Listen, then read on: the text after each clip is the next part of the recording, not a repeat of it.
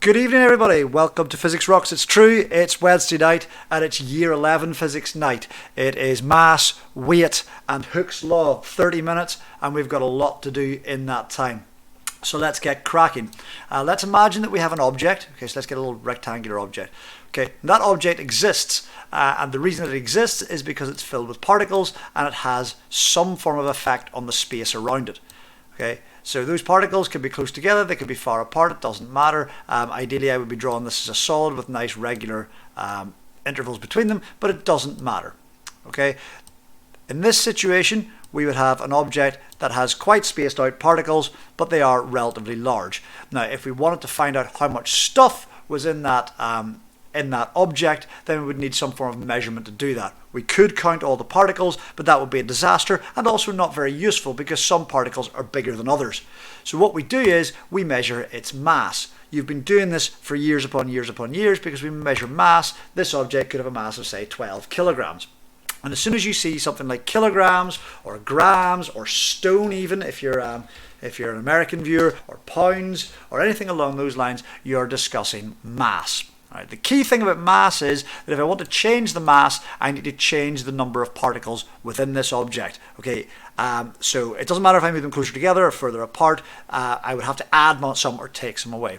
In the human being sense of the word, if I am massive, that means I have a lot of particles within me. To make me less massive, I have to eat less, so therefore parts of my body disappear, or I need to lose a limb. Someone needs to cut off my leg. That will make me less massive. Don't recommend that as a dieting technique. All right. Thanks very much, Morgan. You never know. You might get the odd American watching this. All right. So when we've got mass, we're talking about the amount of stuff within this. If you want to get more mass, you have to eat more stuff. All right. Eat a whole pile of protein. Get down to the gym. And pump some Ron, provided Ron agrees. And that's that. However, there is a solution to being slightly too big, and that is sending yourself to space. Right? If you're on planet Earth, you have weight, and your weight pulls you towards the center of the planet. Right? Flat earthers, get out. Okay, so weight acts, generally speaking, we say downwards, but downwards is a bad description. Towards the center of the Earth is better, but downwards will do for most situations. And your weight acts downwards, and it's the force with which gravity pulls you down with, and as a result of it being a force, it is measured in newtons. Now that is why you are weightless in space, because when you go up to space, you're not being pulled towards the center of a planet anymore. There aren't any planets about. Okay, so your weight goes down to zero, but your mass remains the same because of the fact that you still have the same number of particles within you. Okay, so mass and weight. Now we use these words interchangeably on planet Earth because broadly speaking, your mass and your weight are pretty well linked. As your mass goes up, your weight goes up. The more stuff you have, the more the Earth is going to pull you downwards. The less stuff you have, the less it's going to pull you downwards. And this is related by the equation W equals mg. All right, where W is the weight of the object, that's this here, that's the weight. M is the mass measured in kilograms, and that's important.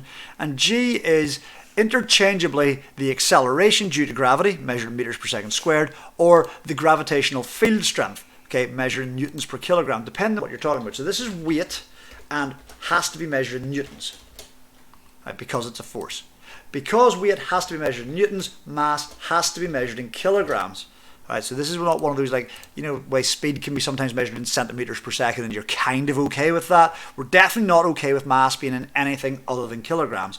And G is the acceleration, E-R-A-T-I-O-N, acceleration due to gravity, or sometimes called the gravitational field strength. Okay, and as a result of that, I've got Isaac in the corner here. Hello, Isaac. Say hello. No, now he's gone shy. Okay, so acceleration due to gravity or gravitational field strength. This is going to be either measured in meters per second squared or in newtons per kilogram. They are exactly the same measurement. Okay, newtons per kilogram and meters per second squared are exactly the same thing. Okay, now it turns out to be quite handy. On planet Earth, G is a fixed value. Okay, and that fixed value is 9.81 meters per second squared. Okay, now we are quite happy at GCSE to round that to 10 because it doesn't do anything other than make maths annoying. It's close enough to 10. We'll let you away with that. Right. Happy? Okay, cool. So moving on with that there, how does that work? Well, let's imagine that we have an object of some description. This object has a mass of, say, 3 kilograms, and we want to find out what it's being pulled down with by Earth. Okay, so a little downward arrow here. Okay, the Earth's down here somewhere. All right, so all we do is we grab our equation, W equals mg, and it's a simple equation, but you should still write it out. So W equals 3 multiplied by 10, so the weight equals 30 newtons. Okay, so downwards then we have 30 newtons. It really is quite simple. If I take you to the moon, G changes, it's about 1.67, and therefore things on the moon weigh less but have the same mass. Okay. Hope that's clear enough for everybody. It's not a huge distinction, but it is important. Okay, because mass is a physical description of something, tells you kind of how it looks, how big it is, that type of thing, plays into things like density, whereas weight is very much a force situation. Now, this follows on from our lesson last time where we were looking at forces, because this is a classic way of examiners being able to pull the wool over your eyes in situations where you have objects accelerating and using Newton's second law. Okay, so let's imagine that we have some form of rocket system. So we're going to draw a little rocket here. All right, so a little triangle on that, grab a little sideways triangle here, and then another little sideways triangle here. Don't panic, I know what I'm doing, sort of. Flip that left to right, stick that on the other side. There we go, one rocket, lovely. Okay, now let's say our rocket has a mass of 100 kilograms. Okay, pop that on there. The mass of 4 bags of coal, so not exactly going to take you to the moon, this one.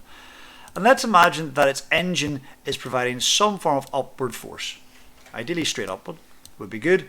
And let's say that force is 2,500 newtons. Okay, so it's firing you upwards. All right, the exam question you get asked tends to come in 2 parts. Part 1 is find the weight of the rocket, because we do get nicely taken through that. That'll be worth maybe 2 marks. And then part 2 is find the acceleration of the rocket, and that will get you 3 marks. Okay, so 5 marks on the table here. So what are we going to do? Okay, so part 1, exactly the same as before. We do W equals mg. Therefore W equals 100 times 10. So W equals 1,000 newtons. Okay, straight up, nice and simple. Now the issue here is, and a little bit of time to talk about some exam technique. This is part 1 and part 2. When you see the Roman numerals, you can reasonably well assume that the answer to part 1 plays a part in answering part 2. Different if you see A and B, they're just about the same topic. They may or may not be related to each other, but this one, you can pretty much guarantee that these two are related to each other. So we want to find the acceleration of the rocket. All right, this is a forces question, so we're ideally looking to use F equals ma. All right, so F is the resultant force, and I like to put a little R in there to remind myself of that this is the resultant force. So we need to go and find the resultant force of the rocket. Now, how we get rid of our A down to B grade students is that they don't see this, they whack on 2,500, they divide through by 100, they get 25, it looks like a good answer, and they're wrong. Right, because what they've forgotten to do is as soon as you've worked out weight, it appears on your diagram. Draw on your diagram. Okay, draw on it. It's your exam paper, draw away.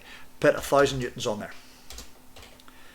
Okay, so now we need to work out what is our resultant force. Well, our resultant force, Fr, is equal to my big force minus my little force.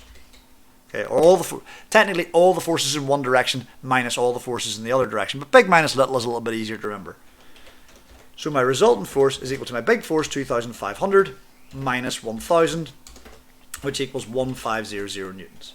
Okay, and that is in the direction of the big force, so that's going to be upwards. So I have an overall resultant force of 1,500 newtons upwards.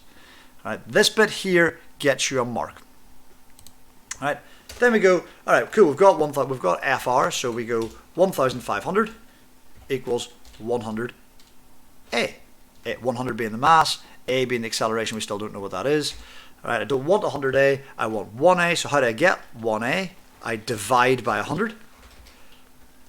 And therefore I have to divide the other side by 100 for the sake of making the equation still balanced. and that gives me 1,500 divided by 100 is 15 equals A. Easy peasy, and then we want our proper answer, so A is equal to 15 meters per second squared. Easy peasy. Alright, so look out for that one. Sometimes you get the question asking you, it'll give you the acceleration in the first place, ask you to find the missing force X. That type of question we covered 2 weeks ago. Have a look back at that one. It's basically the same thing. Just remember to pop your weight into this type of thing. And you're laughing all the way to the bank with this one. This should be an easy 5 marks for you. It really should. Alright, so we want to talk about acceleration due to free fall, which is basic example here. I take a big object and a small object and I drop them. Okay, and the little object drops and the big object drops as well. Right. Now what's the generally surprising thing this is that if I drop these on the planet Earth in the absence of air resistance, they will both fall at exactly the same rate. Notice that I did not say they will fall at the exact same speed. Right, they fall at the exact same rate. Their speed increases, they accelerate as they go down. They just accelerate by the same amount all the time. So at any given time they are doing the same speed, but they're not falling at constant speed. Now that seems weird, okay, because why would a heavy object that's being pulled to the ground by more force, and it absolutely is being pulled with more force, fall at the same rate as a small object that's being pulled with less force? Well, let's take a look at it. Let's take this is a 20 kilogram object and this is a 2 kilogram object. Alright, let's find out what their weights are. Okay, so weight downwards there and weight downwards here. And let's make this, there's too many 2's rolling about here, let's make this 3 kilograms just for the sake of it. So downwards we'd do W equals mg and we'd get 30 newtons for that one. And downwards we'd get 200 newtons for this one. Alright, so we're, immediately your thoughts are, well, this one's being pulled down more and as a result it should be going faster. But remember, it's not just the force that's involved here. Okay, 200 newtons, if I pushed a little ant with 200 newtons, it's going to go flying. If I push an elephant with 200 newtons, it's not going to be overly interested because the mass matters. So using F equals ma here, we get 30 equals 3 times A. Divide both sides by 3 gets you A equals 10. And again, that's meters per second squared. If we go over to this side, we also do F equals ma. And this one we've got 200 equals 20A. 20 times A, divide both sides by 20, and again we get A equals 10 meters per second squared. And this is kind of a constant ratio thing. Right? No matter what you do with this, you'll get 10 meters per second squared, 10 meters per second squared. You should be asking at this stage, well, what about things like feathers? Well, the problem with things like feathers is that because of the fact that they're very, very light, their weight downwards is very small, and as a result the air resistance that they experience upwards is quite large by comparison, and therefore the F is not just their weight, but it's their big force, which will be the weight, minus the little force, which will be their air resistance, which will slightly mess this up. There's a brilliant video on YouTube of Brian Cox doing this in a vacuum chamber, and if you, after you finish watching the live stream, obviously because you've got to stay all the way to the end and you've got to hit the like and subscribe buttons, I strongly recommend you type in Brian Cox vacuum chamber experiment. It's magnificent, where he drops a bowling ball and a set of feathers in a vacuum and they come down at exactly the same rate. Cracking. This was first kind of experimented on the moon with the hammer and feather experiment. They both hit the ground at the same time. Footage and that's a bit grainy. Go with the Brian Cox experiment. Okay, love that guy. He's brilliant. All right, that's mass and weight in a nutshell. The acceleration due to free fall is 10 meters per second squared, and that's how it works. Okay, in the absence of air resistance. All right, so at halfway through here, we want to get on with Hooke's law. So Hooke's law is about what happens when you start stretching stuff and why does it change the shape of objects. Because remember, forces can change an object's speed, change its direction, or change its shape. And what we're looking at here is the change of shape on an object. Right, so normally we look at springs. Okay, so I'm going to really quickly draw a spring here. Please don't laugh. Oh, definitely don't want arrows for springs. We want little lines. Please don't laugh at the terrible drawing that's about to come up. Springs are impossible to draw. Right, but we'll make an attempt. Right, one spring. Okay, a little hook at the top and hook at the bottom. Okay, so imagine this is hooked onto something. Right, so springs kind of look like this if they've been really badly manufactured. And if I hang a weight on the end of that spring, then what will happen is it will get longer. Okay, so we'll copy that across. This will end up down here, and each of these little links will all end up slightly longer. Right, Isaac's still watching me, he thinks that was amazing. I wish I could impress my classes as much. Right, so these will all get slightly longer. Notice that we're not like generating any more spring, it's just that it's stretching out. Right, this takes a minute. Should have thought this through, had these ready in advance. Okay, now how much it extends by depends on how much weight you put on it. Kind of obvious that. You put something heavy on it, you're going to stretch it out more than you put something light on it. So let's put a little mass on the end here and hook that on. Okay. Now let's imagine that this thing had an original length of say 10 centimeters. Yes, 10 centimeters is a bit big, 7 centimeters. Right? And then it gets stretched down to 16 centimeters. Okay, so that's an increase in 9 centimeters. Right, and let's say that this was 2 newtons on here. Right, now what Hooke's law says is that this is predictable. Okay, that you can predict what your 4 Newton force is, what your 5 Newton force is, what your 6 Newton force is, and so forth. That if you did an experiment that had lots of different masses and lots of different weights, and you measured how much it stretched by each time, you would be able to draw a graph. So what I mean by the stretch on it is how much longer is it from its original length. So in this case, in this terribly scaled diagram, this is a 9 centimeter increase. Right, if I plot a graph of, now this is important here, okay, because we want this the other way around. We want to put the force that you extend it by, F up the side, in newtons. And notice the little slash here, we're not using brackets, we're going to use the slash. An extension across the bottom, sometimes called E, sometimes called X. We're going to call it E for the sake of keeping things nice and simple. So let's say the extension, and this time we can do this in centimeters. All right, then if I put no force on it whatsoever, and it seems logical that if you're not trying to stretch the thing, it's not going to stretch, so it's not going to extend. But as I increase the force, the extension increases in a nice and predictable manner, which will give you a straight line. Okay, bang straight line through the origin. Okay, so that's cool. We like that because that allows me to do, right, that means that F is proportional to, so grab my symbols. Oh, not that one, symbol. Okay, F is proportional to E, which means I could write the equation F equals KE, where K is some form of constant. Right, that F multiplied by some, or E multiplied by some number is going to give me F. Okay, and we call this constant the spring constant. And the reason that we put F up the side and E across the bottom is that in a graph like this, the spring constant is the gradient of the graph. So K equals the gradient of this graph. And if that's not clear to you, because we've done quite a lot of videos, you might want to take a look back at one of my first videos in this academic year that was just basic math skills and understand why this graph, why the gradient would give you K here. Okay, so all you'd have to do is pick a couple numbers or find the gradient or whatever from your graph. Is that all right? Okay, so in this one we could use that the force would be 2 equals K times the extension, which is 9, so K times 9. So we'll do times 9.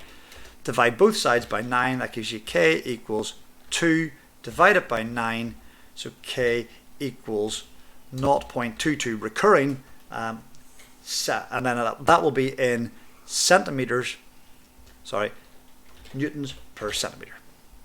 Okay, because this is in newtons, this is in centimeters. Okay, so it's going to take 0.22 newtons for every centimeter of increase that we want here. All right, happy with that? I hope so. This is not too bad.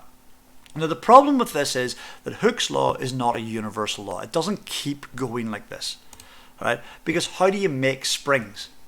Well, you make springs by taking a piece of wire and wrapping it round and round and round and round and round.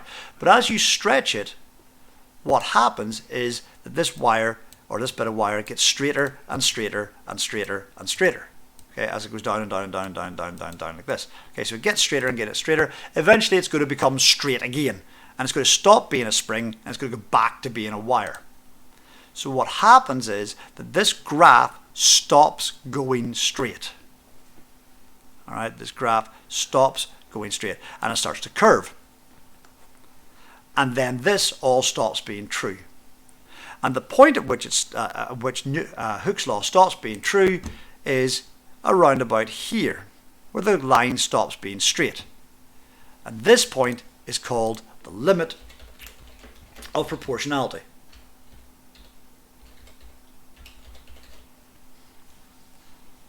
All right, the limit of proportionality, the point at which the graph stops being a proportional graph and goes into the realms of random nonsense.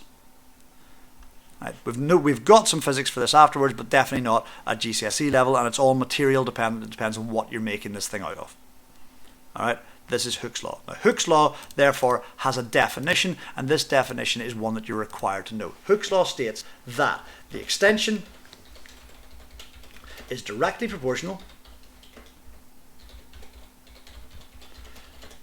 to the extending force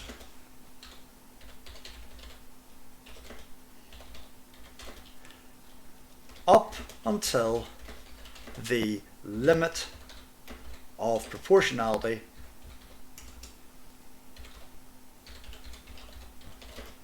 is reached. Now, everybody gets this bit in the exam. Okay, the extension is directly proportional to the extending force. Most people forget this bit. Okay, and usually the definition is for 2 marks, up until the limit of proportionality is reached. There are a couple of you, if you're not in my class, I make a big deal of this. Do be careful that the examiners no longer allow the word load in this place.